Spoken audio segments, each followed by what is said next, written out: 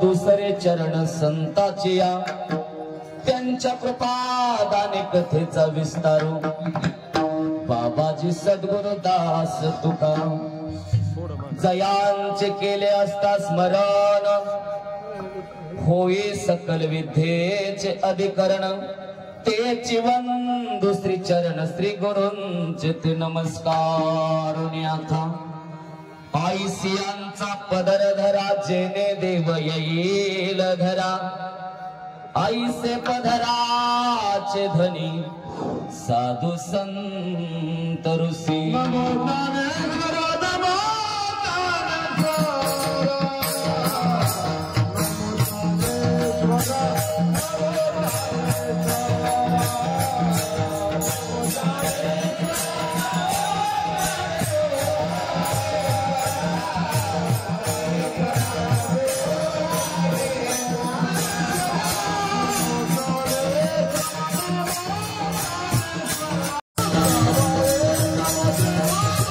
Oh,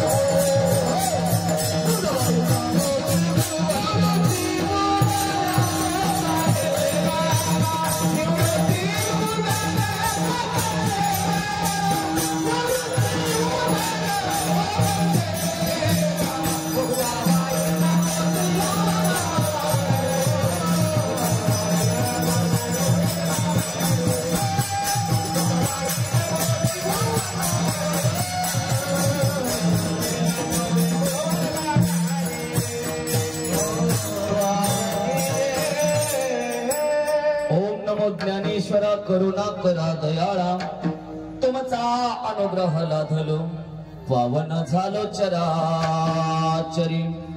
मस्तक हे पायावरी, मस्तक हे पायावरी, तुम्हा वार करी संताचिया। प्रस्तुत प्राप्त समय आज या शिंदे परिवारामध्ये समाजसेवक कैलासवासी डॉक्टर प्रशांत शिंदे साहेब यांच्या वर्ष श्रद्धाच्या निमित्तानं या ठिकाणी कीर्तनाची सेवा होते। कीर्तनाच्या सेवेसाठी घेतलेला अभंग जगद्गुरु जगतवंदनीय जगतश्रेष्ठ तुकोबाराया देहूगावचे निवासी कैवल्याची मूर्ती 13 दिवसाच्या अनुष्ठानानंतर जे सामर्थ्य त्यांच्या गातेत होतं ते तुकोबाराया। शिवबा कासाराच्या बायकोनं अंगावरती उखळलेलं पाणी टाकावं, पण जाता जाता तिला सुद्धा आशीर्वादाची कामना देणारे ते तुकोबाराया।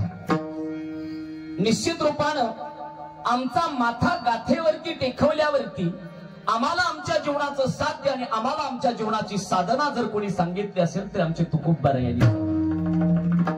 अशा तुकोबारायाच्या गाथेमधला 4 चरणाचा साधा सोपा या मानवी देहानं आणि या मानवी जीवानं जर जिवंतपणे आपला शेवट गोड केला तर तो शेवट गोड करण्यासाठी स्वतःचा सुहानुभव सांगणारा अभंग विठ्ठल।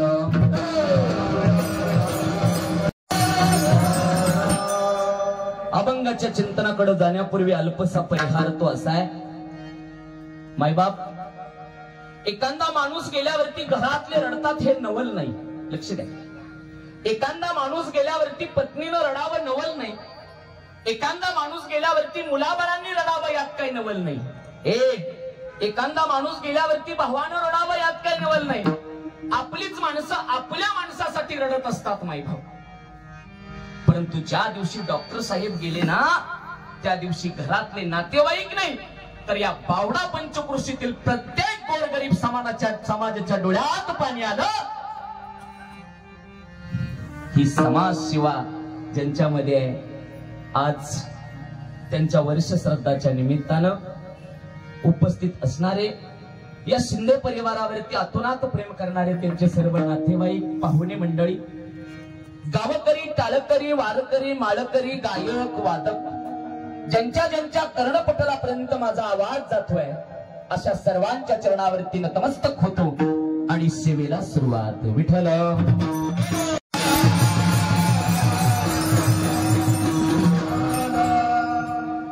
जगद्गुरु तुकोबाराया सांगतात, या मानवी देहाचा जर शेवट जिवंतपणे गोड करायचा असेल तर आम्हाला काही गोष्टी जिंकाव्या लागतात। या मानवी देहाचा शेवट जर जिवंतपणे गोड करायचा असेल तर आम्हाला काही गोष्टीवरती विजय प्राप्त करावा लागेल। तुकोबा सांगतात, जर मानवी जीवनाचा शेवट गोड करायचा असेल तर पहिल्यांदा आम्हाला जग जिंकावं लागेल।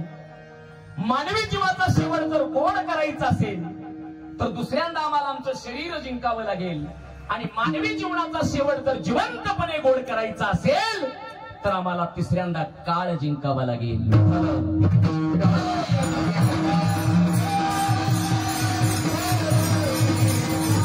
तुकोबारायांना प्रश्न केला म्हणे, का हो तुकोबा, आम्हाला पटलं तुमचं, जिवंतपणे जर जीवनाचा शेवट गोड करायचा असेल तर जग जिंकावं लागेल, ठीक आहे। जिवंतपणे मानवी जीवनाचा शेवट गोड करायचा असेल तर शरीर स्वतःच जिंकावं लागेल, ठीक आहे। जिवंतपणे जीवनाचा शेवट गोड करायचा असेल तर येणारा काळ जिंकावा लागेल, ठीक आहे। पण तुकोबा, तो काळ जिंकण्यासाठी, ते जग जिंकण्यासाठी, हे शरीर जिंकण्यासाठी आम्हाला काय करावं लागेल?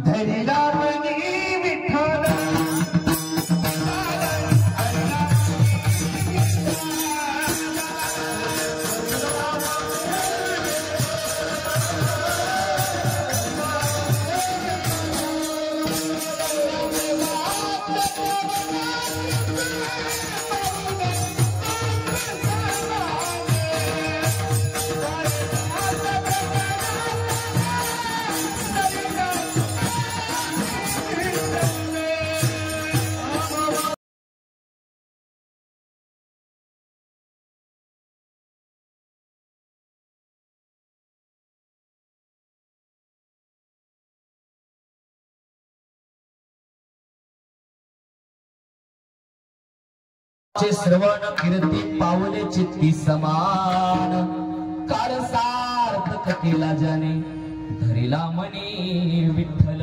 ऐका, जगद्गुरु तुकोबार यांचे परम शिष्य निळोबार या सांगतात, भल्या माणसा, तुला जर काळ सार्थक करायचं असेल तर तुझ्या अंतकरणामध्ये तुला विठ्ठल धरता आला पाहिजे. ऐका, तुकोबार यांचा प्रश्न सज्जनाने केलेला आहे आणि तुकोबार या त्या प्रश्नाचं उत्तर देतात, भल्या माणसा, तुला हे सगळंच करायचं असेल तर तुला तुझ्या जीवनामध्ये काही गोष्टीचा त्याग करावा लागेल. ऐका, काय त्याग करावा लागेल?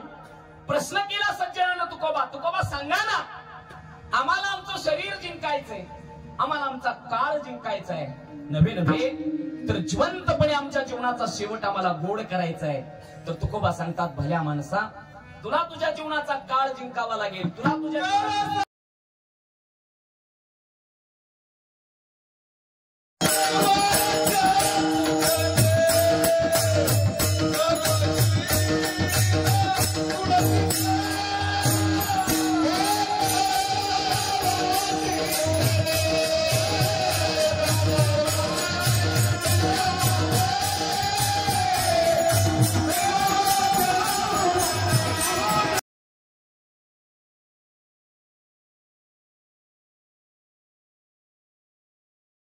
हा काळ कुठंतरी सरत असतो. संत लिहितात, जगाच्या पाठीवरती काही ना काही गोष्टीचा त्याग केल्याशिवाय आम्हाला जिंकता येत नाही महाराज.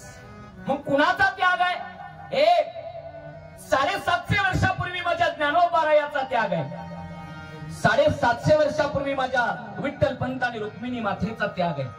लक्ष द्या माझ्याकडे, मला त्यागावरून माझ्या अभंगाकडे जायचंय, लक्ष द्यायचं. मी आधी संत सांगणार आहे आणि त्यानंतर जीवनाचा शेवट काय सांगणार आहे, लक्ष माझ्याकडे द्यायचं. 750 वर्षापूर्वीची गोष्ट आहे. इंद्रायणी नदीच्या काठावरती वास्तव्याला असणारे माझे विठ्ठल पंत आणि रुक्मिणी माता आहे. लक्ष द्या, विठ्ठल पंतानं संन्यास घेतला आणि संन्यास घेतल्यावरती परत एकदा गृहस्थी झाले माझे विठ्ठल पंत महाराज. गृहस्थी झाल्यावरती रुक्मिणी मातेच्या पोटी 4 मुलं जन्माला आली. पहिला निवृत्ती आहे, सोपान आहे, ज्ञानोबा आहे आणि माझी मुक्ताबाई. लक्ष द्या, 12 वर्षाचा निवृत्ती दादा आहे, 10 वर्षाचा माझा सोपान आहे, 8 वर्षाचा माझे माऊली आहेत आणि 6 वर्षाची माझी मुक्ताबाई आहे. पण गृहस्थ मिश्रण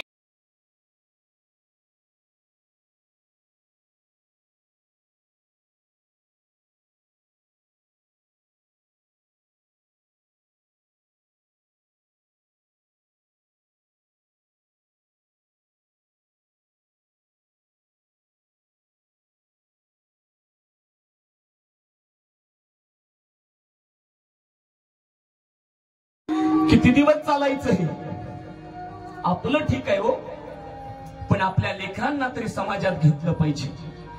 उठून गेल्यावरती आपण जिथं बसतो तिथं इंद्रायणीचं पाणी टाकलं जातं का? आपल्यावरती अन्याय. कधीतरी त्यांच्या समोर जाऊन न्याय मागा आपल्यासाठी. सकाळची वेळ आहे, इंद्रायणी नदी संत गतीनं वाहते मायबाप, पाखरांचा चिवचिवाट आहे, सूर्य उगवतीला आलेला आहे आणि माझे विठ्ठल पंत ब्रह्मवंदांच्या समोर उभा राहिले. देवा, आम्ही केलं ना ते आमच्या लेकरांच्या वाट्यानं नको आहे. मग कुठंतरी आमचा न्याय करावा, कुठंतरी आम्हाला न्याय द्यावा. माझे विठ्ठल पंत उभा राहिले मायबाप समोर, ब्रह्मवृंद बसलेले आहेत आणि न्याय मागतायत.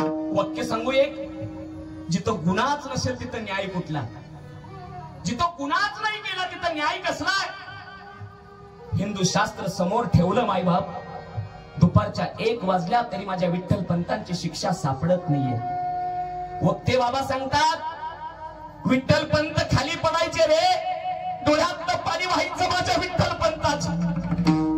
पण कुणाला काही वाटत नव्हतं मायबाप. संध्याकाळच्या 6 वाजल्या, 8 वाजल्या, 9 वाजल्या,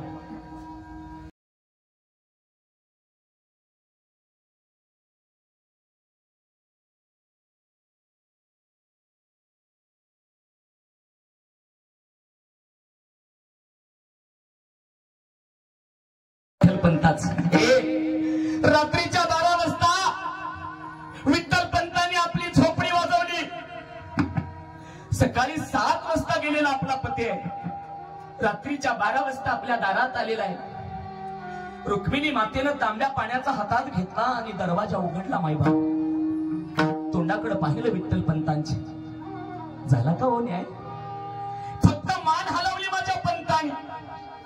रुक्मिणीला वाटलं न्याय झालाय, काय न्याय दिला हो? रुक्मिणी देहांत प्रायश्चित्त घ्यायला लावलं मला. शब्द ऐकला, पायाखालची जमीन सरकली माझ्या रुक्मिणी मातेची. डोळ्यातलं पाणी वाहू लागलं, हातातला तांब्या खाली पडला माझ्या रुक्मिणी मातेचा. धनी देहांत प्रायश्चित्त तुम्ही एकट्यानं नाही घ्यायचं, मलाही तुमच्या बरोबर यायचं. रुक्मिणी लोक म्हणतात बाप गेल्यावरती आईचा पदर लेकराच्या डोक्यावरती असावा. आबाळाच्या खाली आबाळाच्या छायेत आपल्या डोक्यावरती बापाचा पदर नसला तर आईचा पदर जरूर असावा. रुक्मिणी पण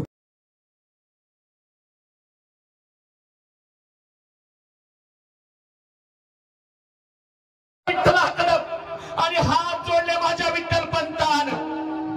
ए विठ्ठला आता तू सांभाळ कर माझ्या लेकरांचं.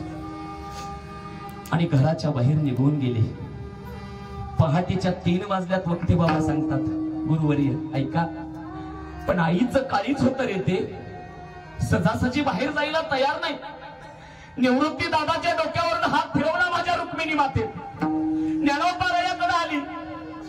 शेवटी 6 वर्षाचं चिमुरड माझी मुक्ताबाई आदिशक्ती झोपलेली पाहिली आणि मुक्ताबाईच्या डोक्यातनं हात घातला रुक्मिणी माते. तुळशी वृंदापर्यंत गेली माझी रुक्मिणी माता, परंतु परत महागारी आली आणि आतून पतीला हाक मारली. धनी आपण देहांत प्रायश्चित्त घ्यायला निघालोय, कुठल्या गावाला निघालो नाही. धनी एकदा या. आता जर आपण मुलांना नाही सांगितलं ना तर अख्खं आयुष्य मुलं आपल्याला शोधण्यात घालवतील. धनी निवृत्ती दादाला जागं केलं. 12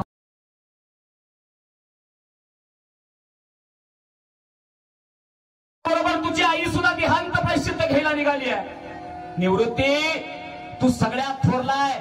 ऐक ना, माझा ज्ञानोबा म्हणजे भगवान विष्णूचा अवतार आहे. माझा सोपाना म्हणजे ब्रह्म आहे. माझी मुक्ताबाई म्हणजे माझी आदी माया शक्ती आहे. ऐक ना, आजपासून यांचा आई सुद्धा तूच आहे, बाप सुद्धा तूच आहे. 12 वर्षाच्या निवृत्ती दादानं दर्शन घेतलं आई बापाचं आणि पहाटेच्या 3 वाजता देहांत प्रायश्चित्त घ्यायला निघून गेले आई बाप. लक्ष द्या माझ्याकडे. जेवढा त्याग विठ्ठल पंतांनी रुक्मिणी मातेनं केला ना त्याच्यापेक्षा कितीतरी पटीनं त्याग माझ्या निवृत्ती दादानं केला. सकाळच्या 7 वाजल्या दादा घराच्या समोर असणाऱ्या तुळशीला पाठ टेकवली आहे माझ्या निवृत्ती दादा. पहाटेच्या 3 वाजल्यापासून सकाळच्या 7 वाजेपर्यंत डोळ्यातनं पाणी वाहत रडतायत माझे निवृत्ती दादा आई बाप गेल्यावरती. महाराज माझ्या सोपानाला जाग आली. इकडं तिकडं पाहिलं, आई कुठं दिसना, बाबा कुठं दिसना. निवृत्ती दादाच्या जवळ आल्या. सोपान काका दादा रोज आई उठते रे आपल्यासाठी पहाटे 5 वाजता काम करायला.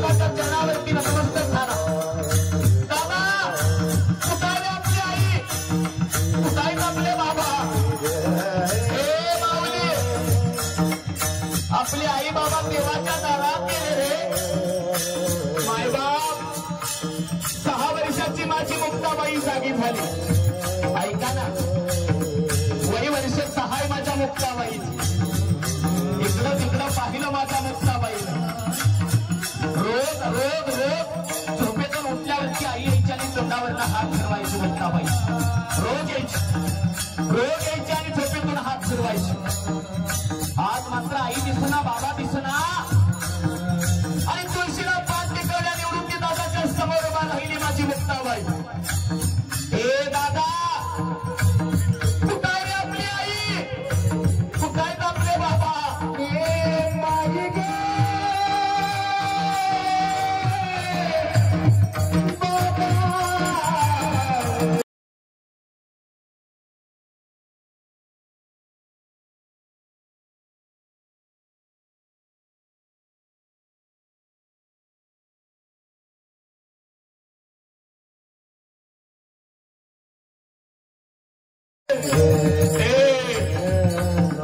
मुक्ते आजपासून डोळ्यानं नाही आई दिसायची आजपासून डोळ्यानं नाही बाबा दिसायचा समाजानं वाईट का करे आपल्याला आपल्या आईबापानं देहांचं प्रायश्चित्त घेतलं मुक्ता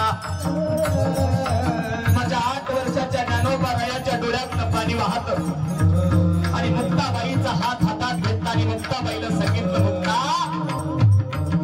आजपासून हा ज्ञानोबा तुझी आई आहे आजपासून हा ज्ञानोबा तुझा बाबा आहे फक्त माझे ज्ञानोबा मुक्ताबाईचे आईबाप नाही झाले तर ज्ञानाबाई माझी अनाथाची बाई झाली ज्ञानाबाई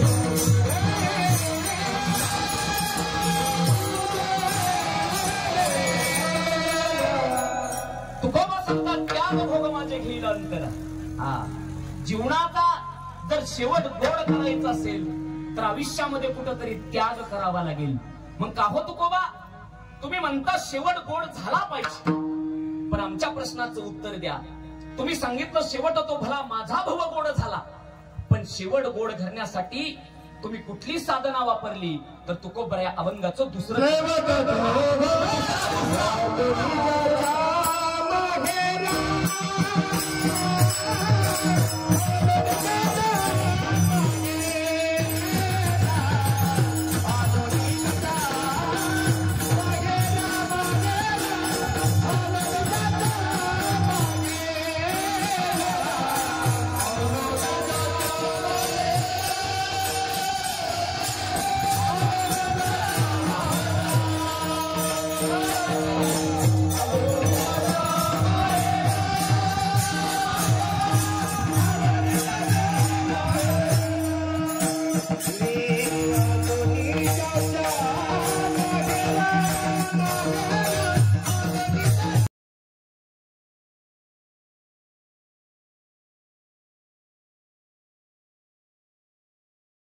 माझा झाला ऐका ज्याप्रमाणे एखाद्या पतिव्रतीला सासर असतं आणि माहेर असतं आता लक्ष द्या ज्याप्रमाणे एखाद्या स्त्रीला सासर असतं आणि माहेर असतं परंतु मायबाप जर एखाद्या स्त्रीला प्रश्न केला म्हणे का हो ताई तुम्हाला सासर भारी वाटतं का तुम्हाला माहेर भारी वाटतं तर कुठल्याही स्त्रीच्या प्रश्नाचं उत्तर एकच असेल महाराज आम्हाला आमच्या सासरापेक्षा आमचं माहेर गोड वाटतं बरोबर ना आम्हाला आमच्या सासरापेक्षा आमचं माहेर गोड वाटतं याचं कारण एक आहे की माहेरामध्ये आम्हाला आमच्या पद्धतीनं जगता येतं पण सासरामध्ये मात्र आम्हाला दुसऱ्यांच्या पद्धतीनं जगता येतं ऐका ज्याप्रमाणे एखाद्या स्त्रीचं माहेर आणि सासर असतं त्याचप्रमाणे तुकोबा सांगतात या मानवी देहाच्या आतमध्ये असणारे या परमात्म्याचा अंश म्हणजे आत्म्याचं सुद्धा एक सासर आणि एक माहेर आहे.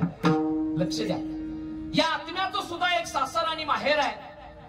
आमच्या आत्म्याचं सासर म्हणजे आमचा प्रपंच आहे आणि आमच्या आत्म्याचं माहेर म्हणजे आमचा परमार्थ आहे. लक्ष द्या माझ्याकडे. आमच्या आत्म्याचं सासर म्हणजे आमचा प्रपंच आहे आणि आमच्या आत्म्याचा माहेर म्हणजे आमचा परमार्थ आहे. ऐका, संसारातलं दुःख म्हणजे आमचा सासरा आहे, संसारातलं दुःख म्हणजे आमचा सासरा आहे आणि परमार्थातला विठ्ठल म्हणजे आमचा बाप आहे. लक्ष द्या माझ्याकडे. तुकोबा सांगतात, विठेवरती उभा असणारा तो विठ्ठल जो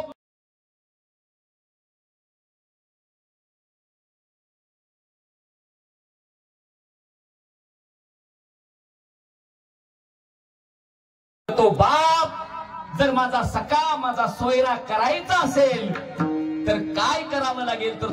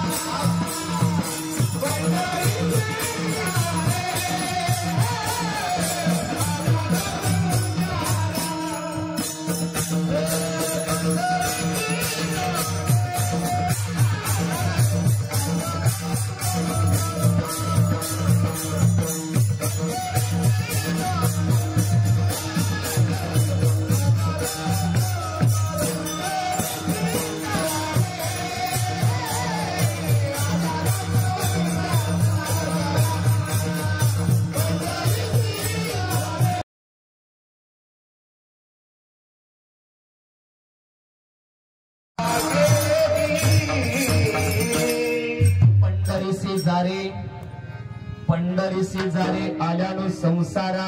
ऐका, जगद्गुरु सांगतायत, भल्या माणसा, जर तुला वाटत असेल जिवंतपणे तुझ्या जीवनाचा शेवट गोड करायचा असेल तर विठेवरती उभा असताना तुझा जो बाप आहे, तुझा सखा आहे, त्या पंढरपूरला एकदा कधीतरी जाऊन पहा.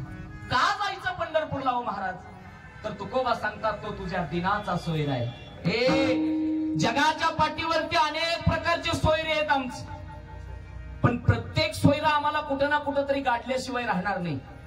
पण विठेवरचा एकच सोयरा असा आहे जो निस्वार्थ भावनेनं तुम्हा आम्हाला आपल्यापाशी घेतो, खुशीत घेतो. माई बाप तुकोबा सांगतात, कुठंतरी मोहमायेच्या सागरामध्ये या संसार रूपी सासऱ्यापासून एकदा बाजूला व्हा आणि माहेर रूपी बापाकडे एकदा जाऊन पहा.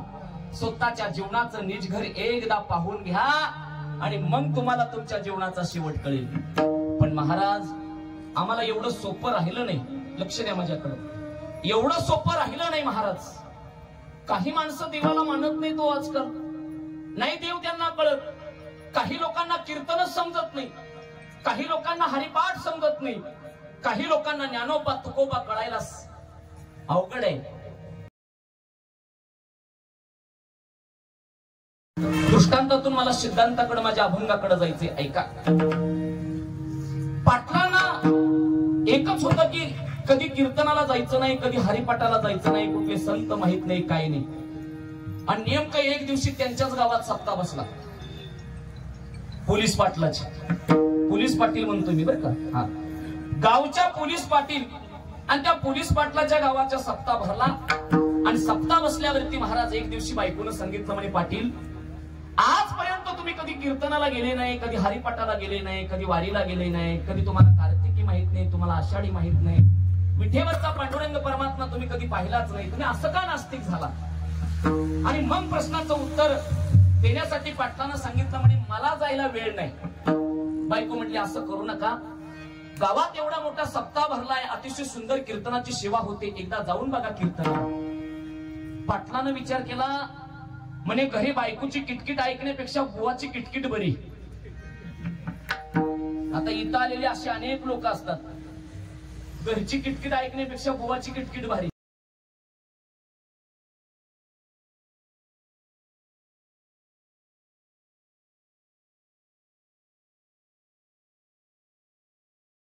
माणुसकी बघा, जो कधीच कार्यक्रमाला येत नाही आणि तो आलेला दिसला तर माणसं त्याला कधी नीट बसू देत नाही. गावचा पोलीस पाटील पाहिला लोकांनी, तो कधीच कीर्तनाला येत नव्हता, पण आज चुकून आला. लोक म्हणली या या या या पाटील या, आणि नेमका पुढे आणून बसवला आमच्या समोर. पाटलाला रोजची सवय होती, चांगलं काय लागलं की पाटील झोपायचं. लक्ष द्या. आणि नेमका आमच्या भीमादादानं खर्जा धरायला आणि पाटलाचा खर्जा लागायला गाडी. आता यांना कळलं खर्जा काय असतो. नेमकं पाटील झोपलं पुढं. आता मी म्हटलं जाऊ द्या, झोपलंय तर झोपलं भगत महाराज, आमचं काय पाकिट घेतलं. कोणी झोपला कोणी बसला. ऐका, लक्ष द्या माझ्याकडे. हा, विनोदाचा भाग जाऊ द्या. पाटील समोर झोपलेला आहे आणि झोपल्यावरती 1.5-2 तासाचं कीर्तन झालं. पाटील झोपी गेलं आणि झोपी गेल्यावरती महाराज सगळी माणसं घरी गेली. कीर्तन संपलं आणि कीर्तन संपल्यावरती पाटलाला अर्ध्या तासानं जाग आली. नेमकं इनं करीत जागा होतं शिंदे मामा, आणि तेवढंच जागा असतं रात्रभर. ऐका, नेमकं विनं करीत जागा होतं. पाटलाला उठलं, पाटील उठा. पाटील म्हणते संपलं काय? म्हणजे अर्धा तास झालं संपलं, पण आता काय करू? म्हणजे कीर्तन सांगितलं झोपीत. ऐका, पाटील घरी गेलं आणि घरी गेल्यावरती बायकोला आनंद झाला. अरे आजपर्यंत कधीच माझा नवरा कीर्तनाला जात नव्हता, भजनाला जात नव्हता, कधीच कुठं जात नव्हता, पण आज मात्र गेलं. बायको आनंदाने उभा राहिली समोर. विचारलं कसं झालं कीर्तन? पाटील म्हणते कशाचं कीर्तन? रोजची बोंबरी. म्हणे मग अहो गेल्या गेल्या झोपच लागली. बायको म्हटली तुम्ही काय कामाचं नाही, ऐका नाही. बरं जाऊ द्या, झोपला ना तुम्ही, पण सांगा ना काय तरी तुम्हाला आठवत असेल ना कीर्तनातलं. पाटील म्हणले फक्त 3च गोष्टी मला आठवत्यात. म्हणे काय? या, बसा आणि जा. कुठल्या? या, बसा आणि याच्या पलीकडे काही आठवत नाही.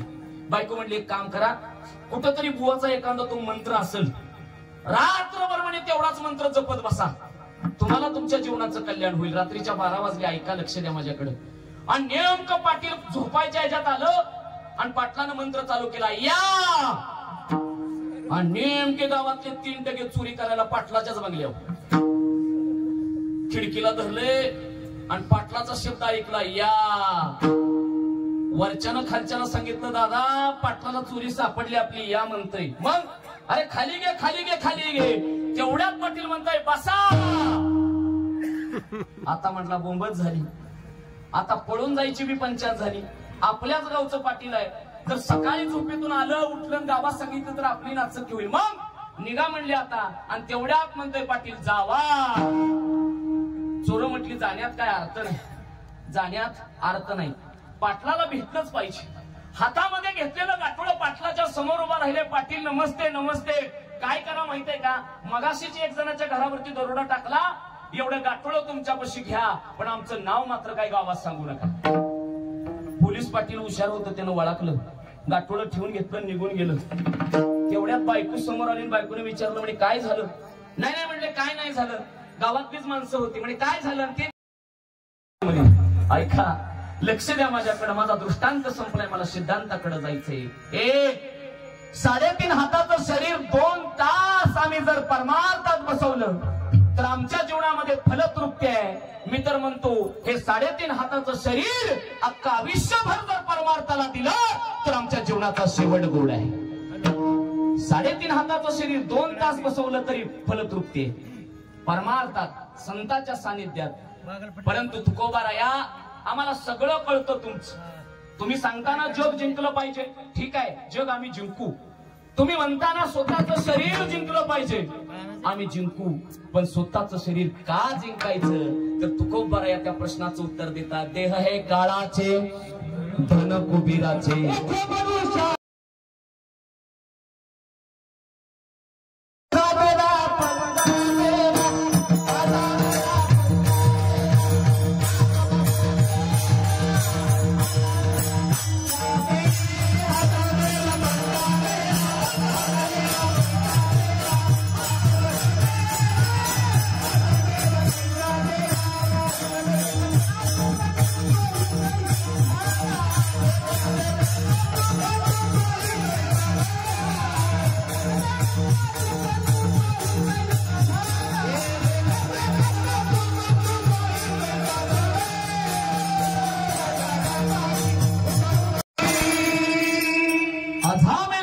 गेला संत सांगतायत. अरे नातू सुद्धा तसाच झाला.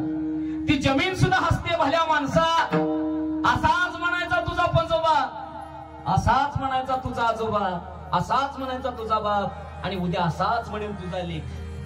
महाराज, ज्या शरीरावरती स्वतःची सत्ता नाही, ज्या संपत्तीवरती स्वतःची सत्ता नाही, परंतु आम्ही मात्र सत्ता गाजवून बसलो. आम्हाला मात्र सत्तेचा अहंकार आहे, आम्हाला मात्र शरीराचा अहंकार आहे, आम्हाला मात्र आमच्या देहाचा अहंकार आहे.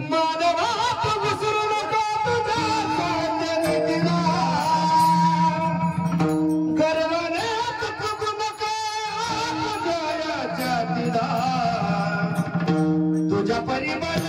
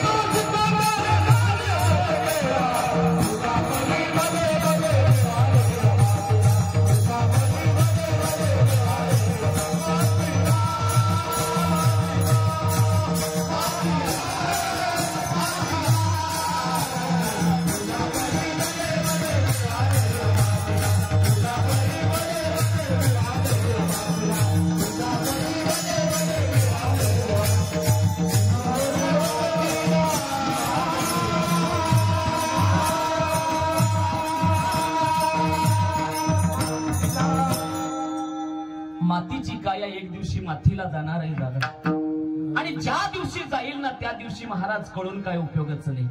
मग ते न चाले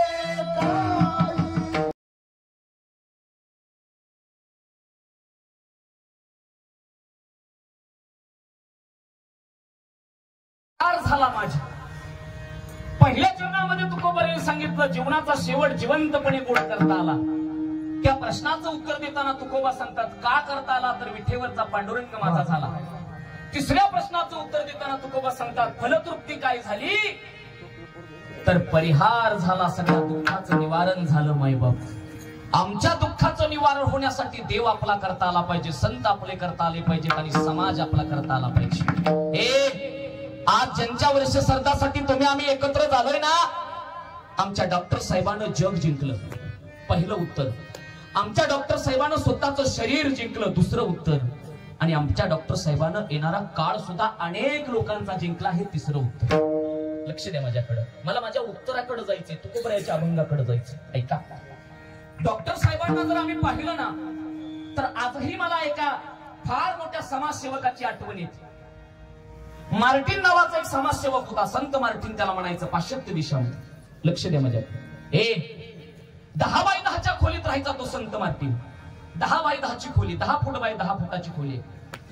थंडीचा दिवस होता मायबाप, आणि शकोटी शेकणारा तो मार्टिन बसलेला आहे. बसल्यावरती कुणीतरी 10 मिनिटांनी दरवाजाची कडी ठकठक ठकठक ठकठक वाजवली. मार्टिननं ती कडी उघडली. 10-12 माणसं थंडीच्या कडाक्यात आतमध्ये आली आणि त्या 10x10च्या खोलीत घुसली. विचार करा,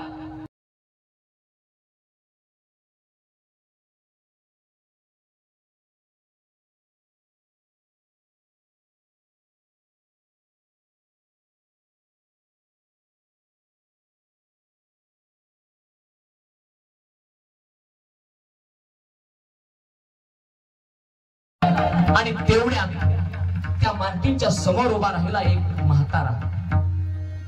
अंग थरथर कापतं त्या म्हाताऱ्याच. मार्टिननं अंगावरची शाल काढली आणि त्या म्हाताऱ्याला देऊन टाकली. आता मात्र घराच्या आडोशाला उभा असणारा तो मार्टिन तसाच उभा आहे. थरथर थरथर अंग कापतं थंडीमुळं. आणि तेवढ्यात निवस्त्र अवस्थेतला एक भिकारी मार्टिनच्या समोर उभा राहिला. निवस्त्र अवस्थेतला भिकारी मार्टिननं पाहिला मायबाप. अंतकरणामध्ये परोपकाराचा भाव जागा झाला आणि आपल्या अंगावरची सगळी वस्त्र काढली मार्टिननं आणि त्या भिकाऱ्याला देऊन टाकली. चादर दिली म्हाताऱ्याला, कपडे दिली भिकाऱ्याला आणि थंडीच्या कडाक्यात तसाच बसलेला तो मार्टिन आहे. हे सगळं दृश्य अर्धा तास एक जण पाहत होतं आणि मार्टिनच्या समोर उभा राहिलं. डोळ्यातनं पाणी वाहणाऱ्या त्या मार्टिनना प्रश्न केला, का रे दादा, 10x10ची खोली त्या 15 लोकांना देऊन टाकली, अंगावरची चादर सुद्धा एका म्हाताऱ्याला देऊन टाकली, निवस्त्र झालास, सगळी कपडे भिकाऱ्याला देऊन टाकली आणि आता मात्र रडतोस? ऐका संत मार्टिनचं उत्तर. मार्टिन म्हणतो, दादा, अरे 10x10ची खोली गेली म्हणून रडत नाही, अंगावरची चादर म्हाताऱ्याला दिली म्हणून रडत नाही, किंवा निवस्त्र झालो आणि भिकाऱ्याला कपडे दिली म्हणून रडत नाही. रडतो एकाच गोष्टीसाठी, आता जर तुझ्यासारखा मला काही मागायला आला तर त्याला काय दिलं. कळतंय का? कळलं तरी हाच आपला फॉल्ट मोठा आहे. डॉक्टर साहेबाची समाजसेवा जर आम्ही पाहिली ना, जे का रांजले गांजले त्यासी म्हणे जो आपले तोची साधुवळ का म्हणे देख तेथीची जाणाव. देव कुणाला म्हणायचं? ज्यानं दुसऱ्याचा काळ अडवला त्याला देव म्हणायचं. काय शिवाय आमच्या डॉक्टर साहेबांची बावडा पंचकृषीतील प्रत्येकाच्या डोळ्याला पाणी आलं त्या दिवशी. मायबाप, गोर गरीब जनता त्या दिवशी रडत होती, डोळ्यातनं पाणी वाहत होतं. डॉक्टर साहेबांचा निरोप ऐकला. माहित आहे का? तर समाजाची सेवा आहे. आणि ह्याला तर म्हणतात माणूस गेला तरी शेवट गोड झाला. ह्यालाच म्हणतात शेवट गोड झाला. तुकोबा या दुसऱ्या तिसऱ्या गोष्टीला शेवट गोड झाला म्हणतच नाहीत. तुकोबा सांगतात, जीवनाचा शेवट गोड होणं म्हणजे मेलं तरी माझी कीर्ती पाठीमागं राहणं.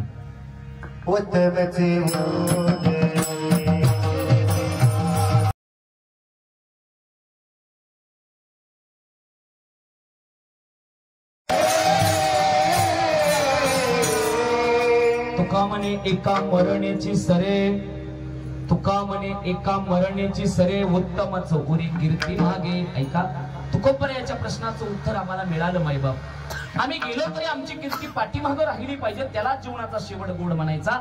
एकदा संप्रदायाच्या नियमाप्रमाणे आपण मधलं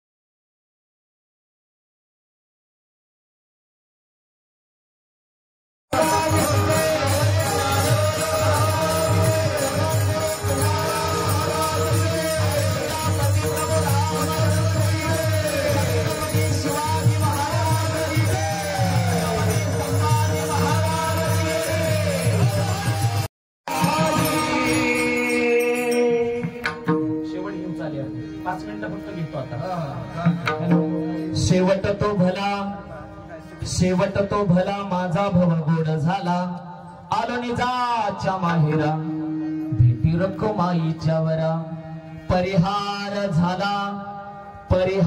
झाला अवघ्या दुःखाच्या मागिल्या, आलो निजाच्या माहेरा, भेटी रखुमाईच्या वरा. ऐका, आज ज्या डॉक्टर साहेबांच्या वर्ष श्रद्धासाठी तुम्ही आम्ही एकत्र आलोय, माझी 5 मिनिटं मी साहेबांसाठी घेणार आहे. लक्ष द्या माझ्याकडे. मी सुरुवातीला सांगितलं, डॉक्टर साहेब गेल्यावरती घरातले रडले. आला असेल मुलांच्या डोळ्यात पाणी, रडले असतील त्यांच्या ताई, रडले असतील आमची त्यांच्या मुलगी, सगळं रडले असतील, आई रडली असतील, वडील रडले असतील, सगळ्यांच्या डोळ्यातनं पाणी वाहिलं असेल. महाराज, ज्या दिवशी स्वतःचा बाप जातो ना, त्या दिवशी मात्र सांगावं लागत नाही रड म्हणून. लेकराच्या डोळ्यात पाणी येतं, लेकीच्या डोळ्यात पाणी येतं, लेकाच्या डोळ्यात पाणी येतं, पत्नीच्या डोळ्यात पाणी येतं, आईच्या डोळ्यात पाणी येतं, वडिलाच्या डोळ्यात पाणी येतं. मी तर म्हणतो, जोपर्यंत बाप आहे तोपर्यंत बापाची किंमत माणसाला कळाली पाहिजे. अनेक ठिकाणी गेल्यावरती मायबाप एक वाक्य सांगून जातो. जगाच्या पाठीवरती अशी अनेक प्रकारची गावं आहेत.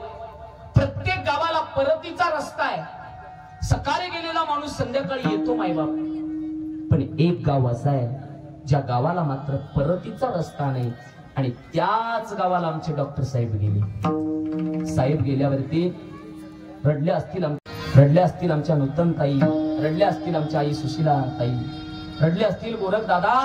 ऐका, ज्या दिवशी आपल्यावरती प्रेम करणारी माणसं निघून जातात ना, त्या दिवशी मात्र आमच्या डोळ्यात पाणी येत. आलं पाहिजे. आईंच्या डोळ्यात पाणी आल्यावरती मायबाप कुठेतरी वाटलं असेल रे.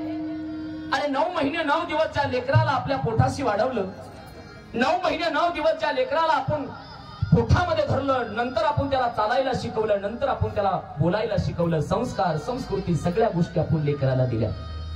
पण संस्काराची माळ देताना, संस्कृतीची माळ देताना, लहानाचं मोठं होताना जगाच्या पाठीवरती कधी असं वाटलंच नाही की माझ्या आधी माझा लेक जाईल.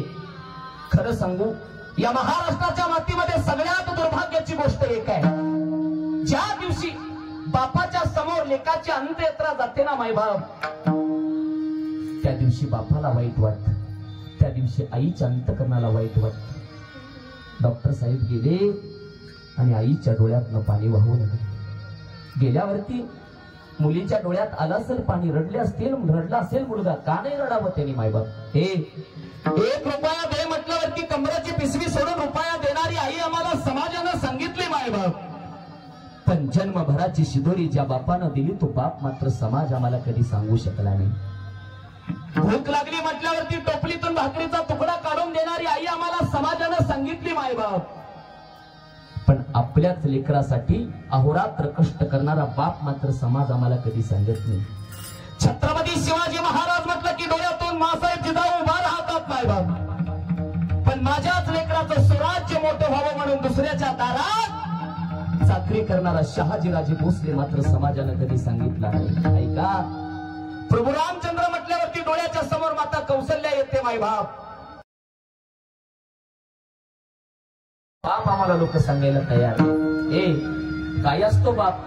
रस्त्यानं चालताना चप्पल तुटली ना मायबाप, तर 10 वेळा चप्पलीला खिळा मारतो माझा बाप. पण चप्पल कधी विकत घेत नाही का?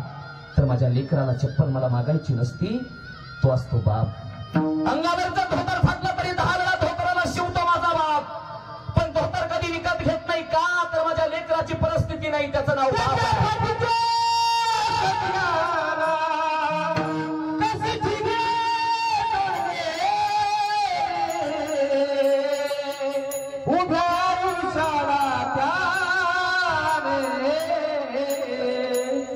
कशी कातर लावणे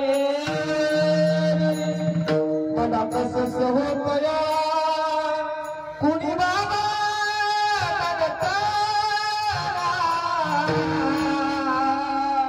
मुली हुबेता दाटतो गोष्ट बापाची सांगता माझ्या डोळ्यात एकदा बाप आठवल्यावरती लेकीच्या डोळ्यातनं पाणी वाहत. गेलेला बाप आठवल्यावरती लेकाच्या डोळ्यातनं पाणी वाहतं. तुमच्या आमच्यासाठी ते डॉक्टर होते मायबाप, तुमच्या आमच्यासाठी ते समाजसेवक होते, पण एका लेकरासाठी तो बाप होता, एका पत्नीसाठी तो पती होता, एका आईसाठी तो मुलगा होते, एका बापासाठी सुद्धा तो मुलगाच होता. ज्या दिवशी मुलगा जातो, ज्या दिवशी पती जातो, ज्या दिवशी बाप जातो, त्या दिवशी डोळ्यातनं पाणी वाहतं मायबाप. आणि म्हणून जाता जाता एक वाक्य सांगेल, कधीतरी आईबापाची किंमत आईबाप जिवंत असताना करायला शिका. मी रात्री आल्यावरती त्यांच्या बहीण मला सांगत होत्या, महाराज आमचा भाऊ गेल्यापासून आमच्या डोळ्यातनं पाणी वाहतं. काय बहीण भावाचं प्रेम असतं रे. जगाच्या पाठीवरती बहीण भावाचं प्रेम पाहिजे असेल ना मायबाप, 500 रुपयाची साडी घेऊन भाऊ बहिणीच्या दारात जाऊ दे. बहीण सांगते, दादा तुझी पोरं 10वीला आहेत रे, तुझी पोरगी 8वीला आहे, कशाला आलास माझ्या दारात एवढी साडी घेऊन. 500 रुपयाची साडी सुद्धा बहीण भावाला सांगते, नको घेऊ दादा, तुझा पोरगा 10वीत शाळा शिकतो ना, त्याच्यासाठी 500 रुपये राहू दे. ही ताकद बहिणीमध्ये असते दादा. रडले असतील ताई, रडले असतील डॉक्टर साहेबाचे भाऊ. महाराज अख्खं गाव रडत होतं त्या दिवशी, अख्खं गाव. किती मोठी समाजाची सेवा असेल. आणि म्हणून जाता जाता भगवंताच्या चरणावरती एकच वाक्य मागेल, पांडुरंगा दया करा, कृपा करा. डॉक्टर साहेबांना जाऊन आज 1 वर्ष पूर्ण होत आहे, त्यांचा पिंडदान झालेला आहे, त्यांच्या आत्म्याला शांती लाभू द्या, कुठंतरी मोक्षाच्या पदाला निश्चित रूपाने त्यांना जाऊ द्या का. अरे समाजाची सेवा करणारी माणसं मोक्षाच्या पदाला जातात, हे मात्र खरं आहे, साधू संतांचं सांगणं आहे. आणि म्हणून मायबाप आजही मी विठ्ठला पांडुरंगाच्या चरणावरती मागणं मागतो. खऱ्या अर्थानं मला या शिंदे परिवारानं कीर्तनासाठी बोलवलं. संपलंय माझं कीर्तन. अभंग होता तुकोबारायांचा. तुकोबा सांगतात, जीवनाचा शेवट गोड झाला पाहिजे, पण जीवनाचा शेवट मेल्यावरती गोड करता येतो असं नाही. जीवनाचा शेवट जिवंतपणेच गोड करता येतो. समाजाची सेवा करता करता जीवन गोड करता येतं. आणि म्हणून सांगतो मायबाप, समाजाची सेवा करणारी माणसं मोठी करायला शिका, समाजाची सेवा करणारी माणसं जपायला शिका, समाजाची सेवा करणारी माणसं आपली करायला शिका, समाजाची सेवा करणारी माणसं आपली म्हणायला शिका. ज्या दिवशी समाजाची सेवा करणारी माणसं आपली होतात ना दादा, त्या दिवशी मात्र समाज आपल्याला डोक्यावरती घेतो आणि समाज आपल्याला